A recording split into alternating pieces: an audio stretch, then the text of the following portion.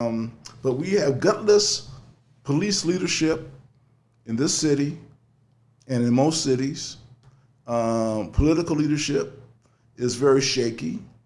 No one wants to talk about these things. They ought to go back to what the Panthers were talking about, community control of the police. But they're scared. They're gutless. And so we're going to continue having these problems as long as we have these racists running around in these police cars who, and I call them racist because they got to prove to me that they are not. They got to prove to me that they are not. You don't live in this community. You go back up to Antelope, you go back up to Roseville, you go back to the Granite Bay, you go whatever. In your communities, you had no problems here. Your kids don't have no problems up in there. But you come down here and create mayhem in our community. You make everybody look suspicious. You make everybody kind of, I'm afraid because that cop's coming down the street. In our communities, we don't want you here if that's how you're going to roll here. Let the community take care of this if you can't do it, and you get out of here because you're racist and you are the enemy of the people with a police gun. And that's what a lot of these police officers are. They're the enemy of the people parading around as police officers. Because when shit gets tight, they pull their gun out and they're going to shoot and ask questions later. You know what we mentioned a while back also, if you have 10 bad cops and 1,000 good cops, and the 1,000 good cops don't call out the bad things that the 10 bad cops do, you have 1,010 bad cops. Absolutely. And this is the thing, like I said, internal investigation. These guys all know each other, and they all belong to the Police Officers Association, which is basically a closet Ku Klux Klan, clavern.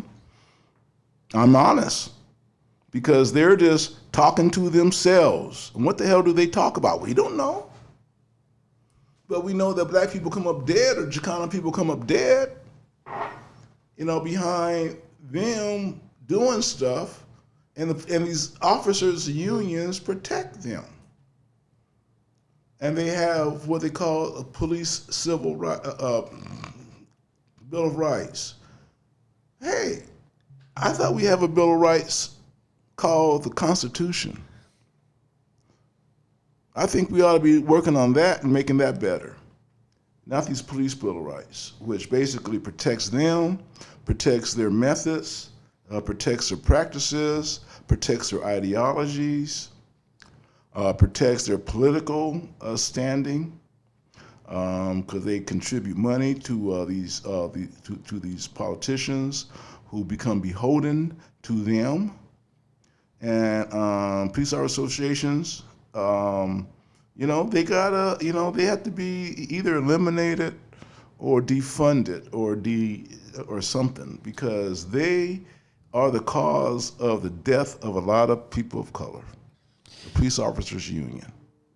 Now, also let me say this, and this is not just hyperbole.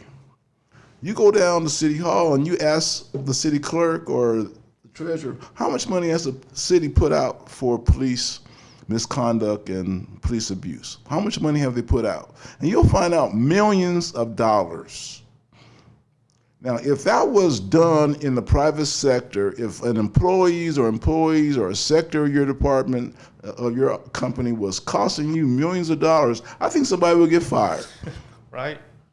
You're costing me money, but no, because they got insurance and all this stuff, so they can, they can do the stuff as impunity. No, these people are making life miserable for people in this community. Now, I'm not saying that there's not some, maybe some good cops, but they got to prove themselves. Going through the academy and all that and getting your paycheck every week ain't not good enough, because when shit gets tight, just like what happened after Stephon Clark, what do? They started arresting folks for demonstrating on the streets, because the streets is up here in the fabulous 40s. Well, we're gonna arrest y'all up in here. What you all doing up in here? Come on now. Right. This ain't they streets, but this is the people's streets.